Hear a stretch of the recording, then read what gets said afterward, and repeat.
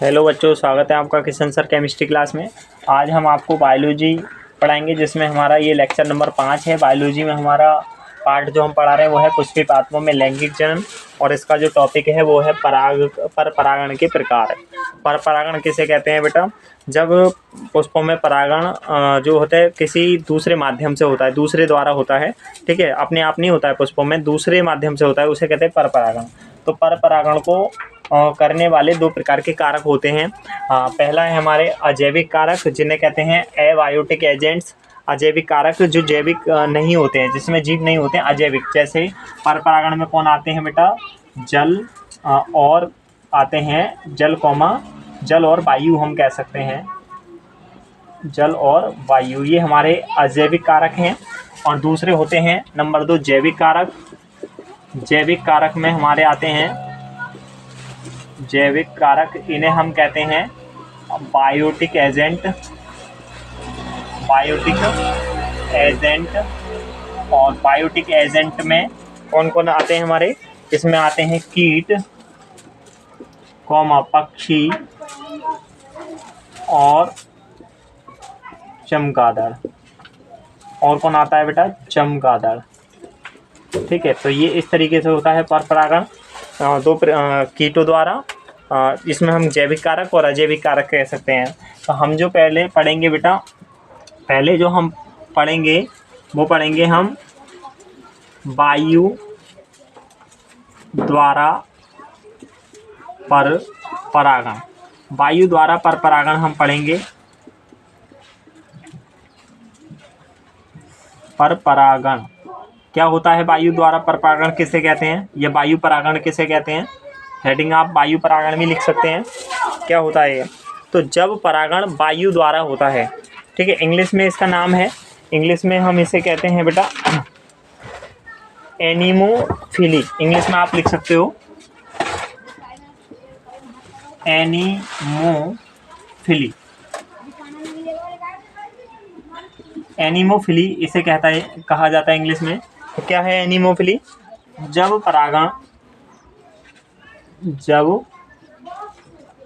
परागण वायु द्वारा, जब परागण किसके द्वारा होता है बेटा? वायु द्वारा। ठीक है, जब परागण जो होता है वायु द्वारा होता है, जब परागण वायु द्वारा होता है तो यह क्रिया वायु परागण कहलाती है। तो यह क्रिया वायु परागण कहलाती है। ठीक है, जब परागण किसके द्वारा होता है? वायु द्वारा, तो यह क्रिया क्या कहलाती है? वायु परागण कहलाती है। ठीक है, और वायु परागण का जो एग्जाम्पल है वो जैसे हम ले सकते हैं मकई है, और मकई हो गया बेटा, मक्का हो गया। इस तरीके के पौधों में वायु परागण होता है। उदाहरण के तौर पे हम ले ले तो उदाहरण मकई, मक्का आदि, इनमें क्या होता है? वायु परागण होता है। ठीक है, इनमें वायु परागण होता है। तो जब परागण वायु द्वारा होता है तो इस क्रिया को वायु परागण कहते हैं। ठीक है, फिर अगला हमारा जो एग्जाम्पल है, अच्छा, वायु परागण के हम जो है विशेषताएं लिख सकते हैं यहाँ पर। वायु परागण की निम्नलिखित विशेषताएं होती हैं। निम्नलिखित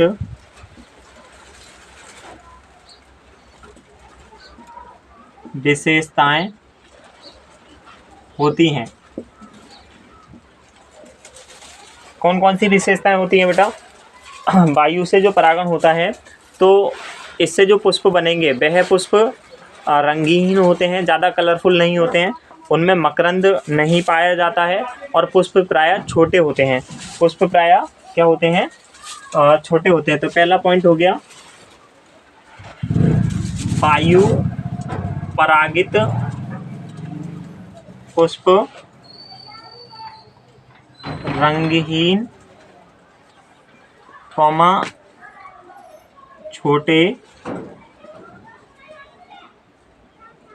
होते हैं, ठीक है, रंगीन होते हैं और छोटे भी होते हैं। दूसरा, इनमें मकरंद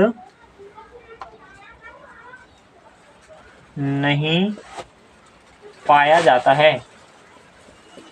इनमें मकरंद नहीं पाया जाता है। जो वायु परागण पुष्प होते हैं वो छोटे भी होते हैं, रंगीन होते हैं और इनमें मकरंद जो है नहीं पाया जाता है, ठीक है।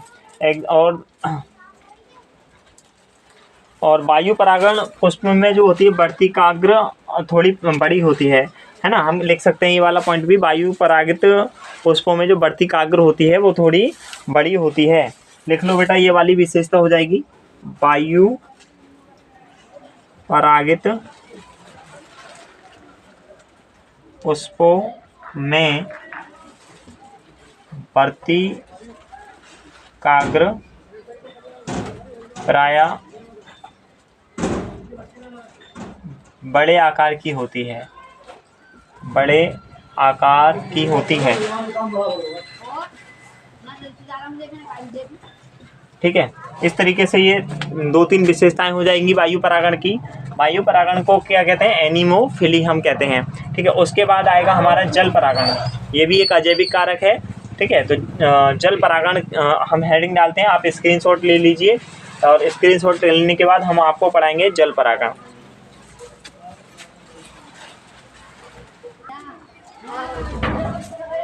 अगला टॉपिक है बेटा हमारा ये जल परागण, जिसे कहते हैं हाइड्रोफिली, ठीक है। हाइड्रोफिली या जल परागण क्या है? जब परागण जल द्वारा होता है तो इस क्रिया को जल परागण कहते हैं। जब परागण किसके द्वारा होता हो पुष्पों में? जल द्वारा, तो इस क्रिया को जल परागण कहते हैं। सभी जलीय पौधे जल परागित नहीं होते, जबकि जैसे पोटामोजीटोन और मिरियोफिलम। बेटा जितने भी जलीय पौधे होते हैं जो जल में रहते हैं वो सब जल परागित यानी जल द्वारा परागण नहीं करते हैं। जैसे जो हमारा पोटामीजोटोन और मिरियोफिलम जो है वो ये जल द्वारा परागण नहीं करता है, ठीक है। जल द्वारा परागण नहीं करता है ये जो है, ठीक है। जलीय पौधे ये वायु द्वारा परागित करते हैं, वायु द्वारा होते हैं, ठीक है। जैसे पोटामीजोटोन और मिरियोफिलम जो है, ये लाइन गलत हो गई है, मैं लिख देता हूँ दोबारा यहाँ से। सभी जलीय पौधे जल परागित नहीं होते हैं, जैसे पोटामीजोटोन और मिरियोफिलम वायु द्वारा परागित होते हैं, जबकि देखो ये दोनों पोटामीजोटोन और मिरियोफिलम वायु द्वारा परागित होते हैं, जबकि जो बेटा ओलिज्मा और निम्फिया, ओलिज्मा और निम्फिया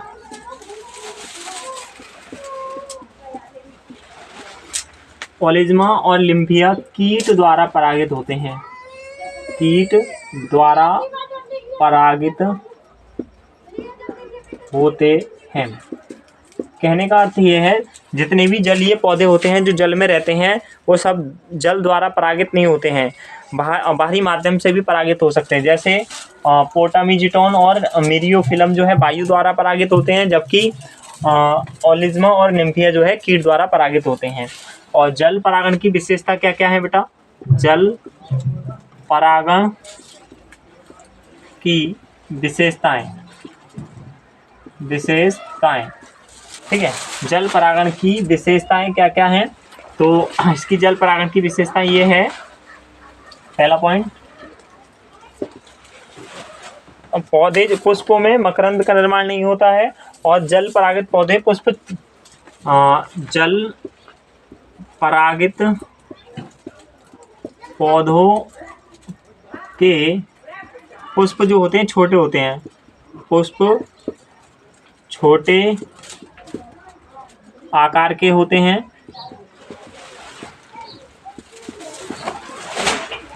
जल परागित पुष्पों के पौधों के जो पुष्प होते हैं छोटे आकार के होते हैं और बेटा ये रंगहीन तथा गंधहीन होते हैं।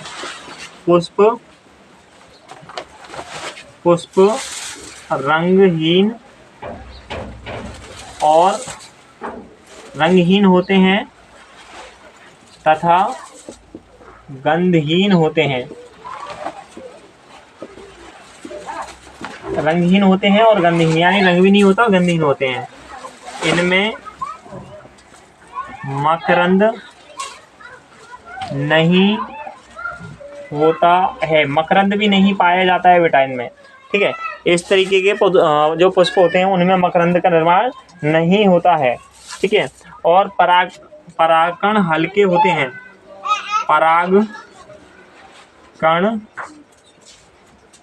हल्के होते हैं, परागकण बहुत हल्के होते हैं इस प्रकार के पौधों के, और जो मोमीय पदार्थ से ढके होते हैं। ठीक है, परागकण हल्के होते हैं जो मोमीय नामक पदार्थ से ढके होते हैं। ठीक है, तो ये है बेटा जल परागण। इस तरीके से जब परागण जो होता है जल द्वारा होता है उसे जल परागण कहते हैं, और ये इसकी विशेषताएं हो गई। एग्जाम्पल होता किस किस में है जल परागण? तो जल परागण बेटा होता है जैसे जोस्टेरा है, सेरेटोफिलम है,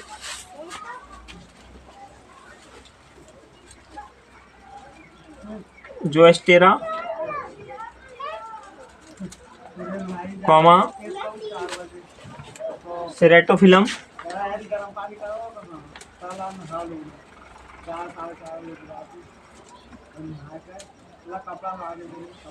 सेरेटोफिलम हो गया बेटा। ठीक है, और बेलिस्नेरिया,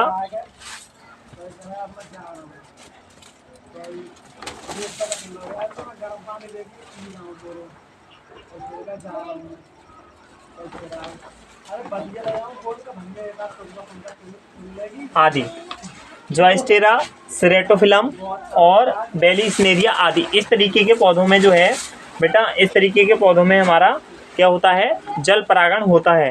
ठीक है, इस तरीके के पौधों में जल परागण होता है। ठीक है, अब हमारा जो आया जल परागण के बाद हम आपको पढ़ाएंगे कीट परागण। ठीक है, जल परागण क्या कहते हैं? इसे हाइड्रोफिली कहते हैं, और वायु परागण को क्या कहते हैं? एनीमोफिली। तो अब डालेंगे हेडिंग कीट परागण, आप स्क्रीनशॉट ले लीजिए।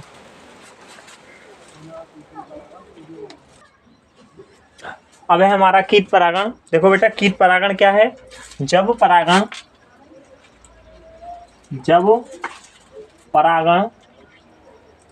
कीट जैसे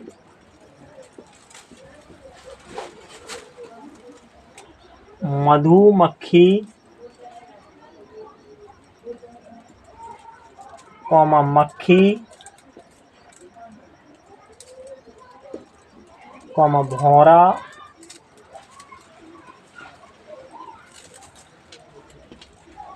और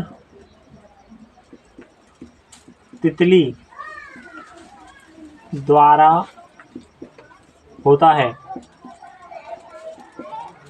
तो यह क्रिया कीट परागण कहलाती है। क्या कहलाती है? कीट परागण कहलाती है। यह क्रिया कीट परागण कहलाती है। जब परागण जो किसके द्वारा होता है? मधुमक्खी, मक्खी, भौरा या और तितली द्वारा होता है, तो यह क्रिया कीट परागण कहलाती है। और कीट परागण का एग्जाम्पल जो है बेटा, जैसे एग्जाम्पल हम अगर बात करें,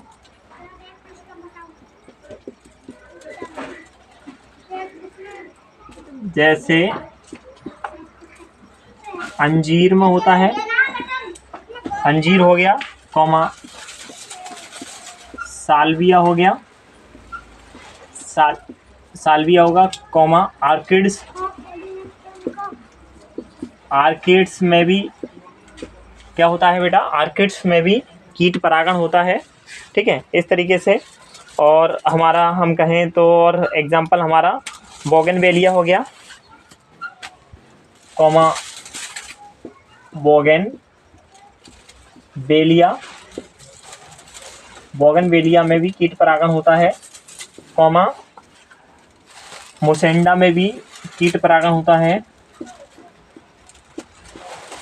कॉमा एक हमारा है लॉर्क स्पर, लॉर्क स्पर आदि, इन सभी में कीट परागण होता है बेटा। अंजीर, साल्विया, ऑर्किड्स, बोगनवेलिया, मुसेंडा और लार्क स्पर, इसमें सभी में कीट परागण होता है। ठीक है, इस तरीके से कीट परागण हम कहते हैं। और एग्जाम्पल में अगर हम वो विशेषताएं की बात करें, विशेषताएं क्या हैं? विशेषताएं, कीट परागण की विशेषताएं। तो विशेषता ये है बेटा कीट परागण की कि इसके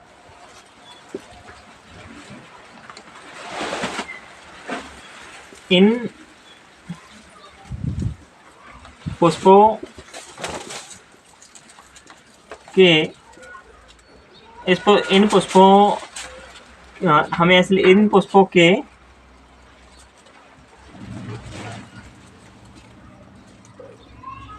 हमें ऐसे लिखेंगे बेटा, कीट परागित पुष्प रंगीन होते हैं, रंगीन होते हैं। एक तो रंगीन होते हैं कीट द्वारा परागित पुष्प, और सुगंधित होते हैं, सुगंधित होते हैं। ठीक है, रंगीन भी होते हैं, सुगंधित भी होते हैं, और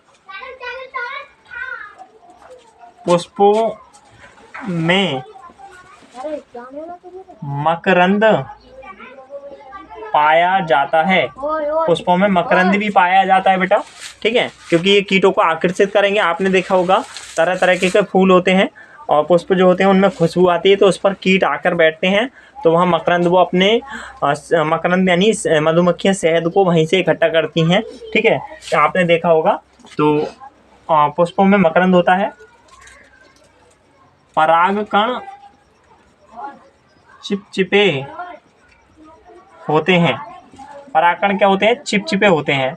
जब कीटों द्वारा परागण होगा तो परागकण क्या होंगे बेटा? चिपचिपे होंगे। ठीक है, परागकण इस तरीके के क्या होंगे? चिपचिपे होंगे। ठीक है, आपने पढ़ा अभी क्या क्या? वायु परागण, जल परागण और कीट परागण। इस तरीके से आप स्क्रीनशॉट लीजिए, कॉपी में नोट्स बनाइए। फिर मैं आपको पक्षी परागण पढ़ाऊंगा। पक्षी परागण कैसे होता है, कौन कौन से पौधे में पक्षी परागण होता है, उतारिए।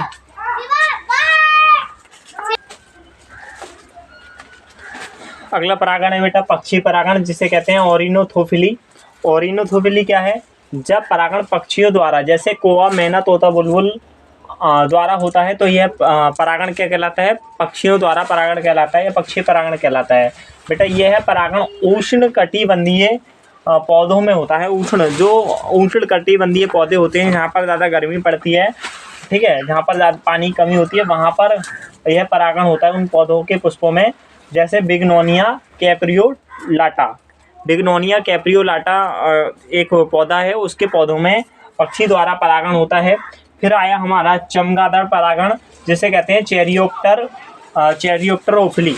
चेरियोप्टर ओफिली ये हो गया हमारा चमगादड़ परागण, यानी चमगादड़ द्वारा परागण। जब परागण चमगादड़ द्वारा होता है, जैसे कदम्बा में होता है, मेगालेंड्रा में, झाड़ फानूस आदि में चमगादड़ द्वारा परागण होता है बेटा। तो ये कहलाता है चमगादड़ परागण। ठीक है, तो इसके विशेषताएं क्या है बेटा? विशेषताएं देखो, एक और रह गया है, चलो मैं इनकी विशेषताएं लिखवा देता हूँ। विशेषताएं, इन दोनों की विशेषताएं क्या हैं? ये दोनों उष्ण कटिबंधीय जो क्षेत्रों में जो पौधे पाए जाते हैं उनमें होता है ये दोनों, पक्षी परागण और कौन सा बेटा? पक्षी परागण और चमगादड़ परागण। तो इसकी विशेषता ये है, पुष्प प्रायः नलिकाकार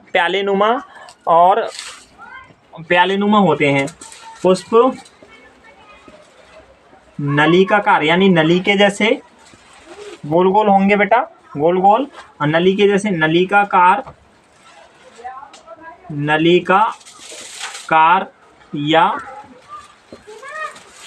प्याले नुमा होते हैं।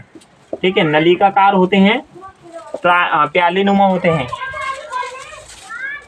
इन पुष्पों में मकरंद अधिक मात्रा में होता है, अधिक मात्रा में होता है। ठीक है, पुष्पों में, इन पुष्पों में जो है मकरंद अधिक मात्रा में होता है और ये प्यालेनुमा होते हैं बेटा। ठीक है, पुष्प चमकदार आकर्षक होते हैं, पुष्प चमकदार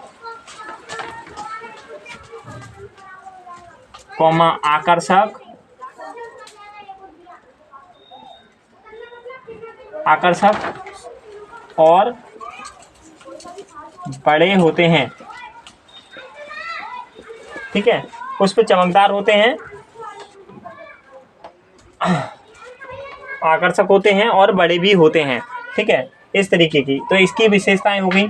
तो ये हो गया बेटा अब पक्षी द्वारा परागण और चमगादड़ द्वारा परागण। अब हमारा एक परागण और रह गया है बेटा, घोंघों द्वारा परागण। आपने घोंघे देखे होंगे। ठीक है, घोंघे जो पानी में रहते हैं, ठीक है, जो शंख सा होता है उसमें रहता है घोंघा। शंख आपने देखा होगा, तालाबों में मिलता है, समुद्र में, उसके द्वारा ही परागण होता है। तो ये भी पूछा जाता है घोंघों द्वारा परागण। आप स्क्रीनशॉट लीजिए, मैं आपको पढ़ाता हूँ घोंघों द्वारा परागण। ये है बेटा घोंघा परागण, मालाकोफिली। इस परागण में परागण घोंघों या स्लग द्वारा होता है। परागण जो है घोंघों या स्लग द्वारा होता है, जैसे क्राइसैंथेमम और एरिसीमा या क्राइसैंथेमम में जो परागण होता है वो घोंघों द्वारा होता है। ठीक है, इसे कहते हैं मालाकोफिली। ठीक है, अगला हमारा जो टॉपिक रहेगा वो आप इसको लिख लो, सुंदर सुंदर नोट बना लो, और मैं आपको टॉपिक अभी समझाता हूँ बेटा।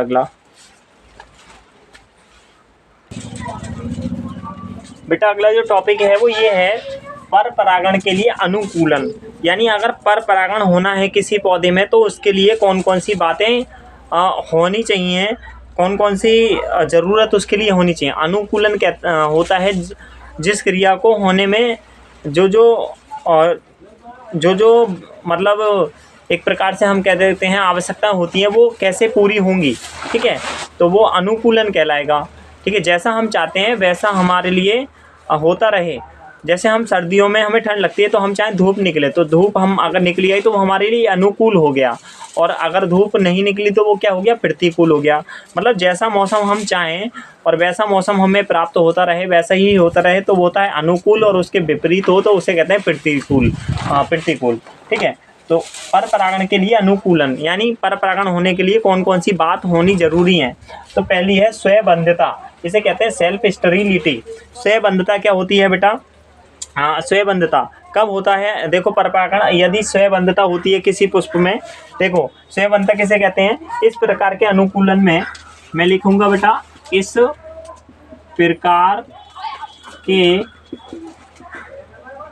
अनुकूलन में यदि किसी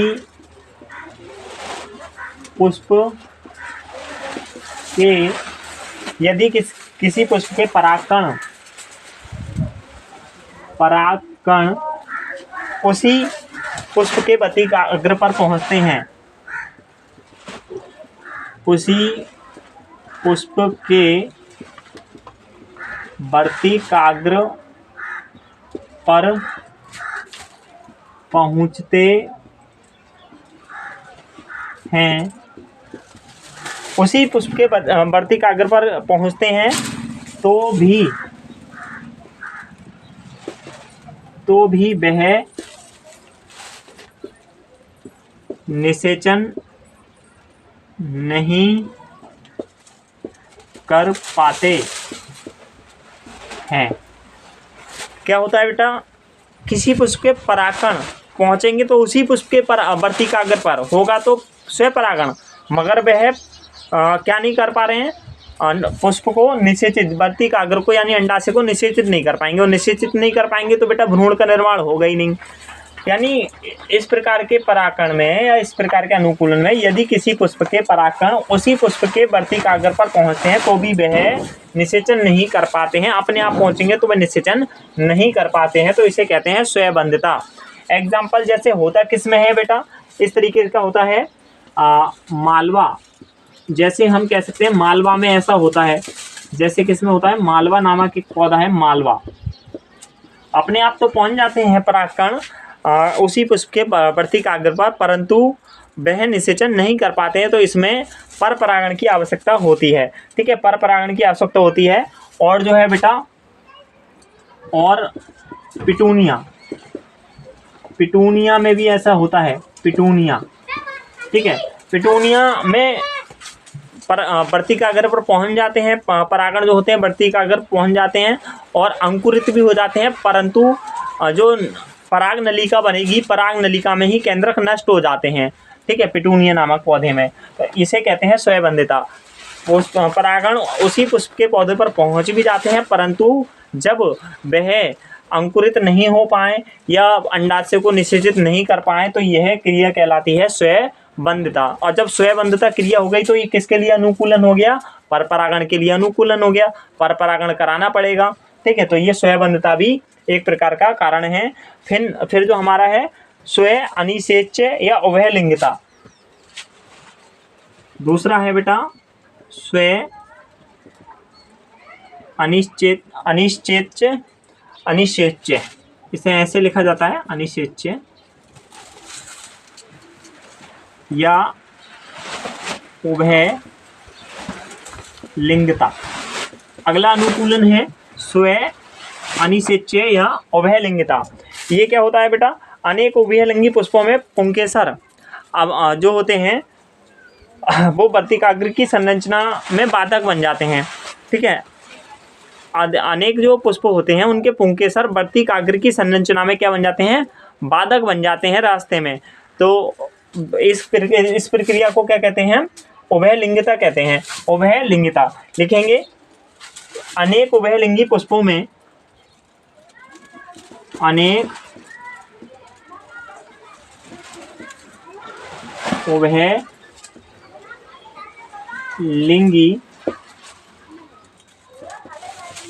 पुष्पों में पुंकेसर तथा वर्तिकाग्र की संरचना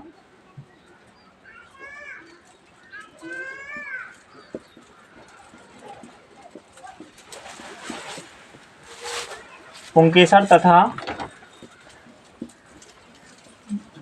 वर्तिकाग्र की संरचना स्वयं परागण के लिए बाधा उत्पन्न करती है, बाधा उत्पन्न करती है। ठीक है बेटा, स्वयं अनिश्चित या उभयलिंगिता कहलाती है जब अनेक उभयलिंगी पुष्प किसमें, जिसमें नर और मादा एक ही में पाए जाते हैं, तो उसमें जो पुंकेसर और वर्तिकाग्र की संरचना है वो बेटा स्वयं परागण के लिए बाधा उत्पन्न करेगी, स्वयं परागण होने नहीं देगी। ठीक है, तो फिर वो किसके लिए अनुकूल हो जाएगा, पर परागण के लिए अपने आप अनुकूल हो जाएगा। तो ये हो गया बेटा। ठीक है, इस प्रकार से पर परागण हो जाता है।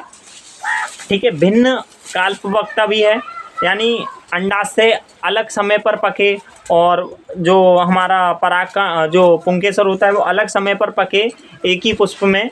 वह उभयलिंगी पुष्प है मगर दोनों का पकने का समय अलग अलग है, भिन्न काल्पवक्ता इसे कहते हैं हम कहेंगे, यानी वो युव अवस्था में अलग अलग समय पर आए। एक ही पुष्प के जो अंडाशय हैं और पुंकेसर है, पुंकेसर में परागकण बनते हैं, वो अलग अलग समय पर परिपक्व हों, तो बेटा उसमें भी स्वयं निषेचन या फिर हम कह सकते हैं स्वयं परागण नहीं हो सकता पुष्प में, उसमें भी क्या होगा, पर परागण होगा। अब हम पढ़ाते हैं आपको पर परागण के लाभ। ये पर परागण से क्या लाभ हो सकते हैं बेटा। ठीक है, पर परागण के लाभ आप स्क्रीनशॉट लीजिए।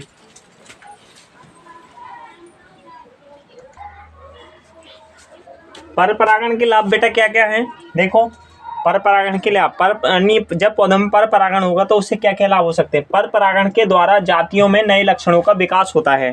ठीक है, जातियां जो होती हैं पौधों की या पुष्पों की बदलती रहती हैं ठीक है, उसमें परपरागण, क्योंकि कोई से दूसरे पौधे का जो परागकण है वो किसी दूसरे पौधे के पुष्प के किसी वर्तिकाग्र पर आ सकता है, तो वो दोनों के क्या होंगे बेटा, दोनों के कारक जीन लक्षण आपस में मिक्स हो जाएंगे, एक नया लक्षण बनेगा। तो इसलिए जातियां जो हैं, जातियों में नए लक्षण आ जाते हैं परपरागण से। संकर बीज या हाइब्रिड बीज प्राप्त होते हैं परपरागण से ही। आजकल हाइब्रिड बीजों का निर्माण किया जा रहा है, मार्केट में नए नए तरीके के बीज आ रहे हैं बेटा, ठीक है, अच्छी फसलें उगाई जा रही हैं हाइब्रिड बीजों से, तो हाइब्रिड बीजों का भी निर्माण होता है। बीज व फल अधिक संख्या में बनते हैं, परपरागण द्वारा जो बीज और फल बनेंगे वो अधिक संख्या में बनते हैं, ठीक है, और पौधे सुंदर, मजबूत और स्वस्थ होते हैं। इस तरीके के पौधे क्या होते हैं, सुंदर होंगे, मजबूत होंगे और बेटा जो होंगे स्वस्थ भी रहते हैं, परपरागण द्वारा उत्पन्न जो पौधे होते हैं। इस वीडियो में आपको हमने पढ़ाया परपरागण कितने प्रकार से होता है, ठीक है, वायु परागण, जल परागण और कीट परागण, पक्षी परागण, चमगादड़ द्वारा परागण और घोंघों द्वारा परागण, और परपरागण के लाभ, ठीक है। आप जो है इससे पहले की वीडियो प्लेलिस्ट में जाकर वहाँ पर सर्च कर सकते हैं। आपको सर्च करना है Kishan sir chemistry class Bilari biology पाठ 1 पुष्पी पात्रों में लैंगिक जनन, लेक्चर नंबर 1 आप डालेंगे तो आपको लेक्चर नंबर 1 मिल जाएगा। ये हमारा 5वां लेक्चर है। इससे पहले हमने 4 लेक्चर पुष्पी पात्रों में लैंगिक जनन के अपलोड कर लिए हैं। चैनल को बेटा लाइक कर लो, सब्सक्राइब कर लो और शेयर भी कर दो ताकि आपके दोस्तों को भी पता पड़े, ठीक है। आपका अपना चैनल है। वीडियो देखने के लिए धन्यवाद।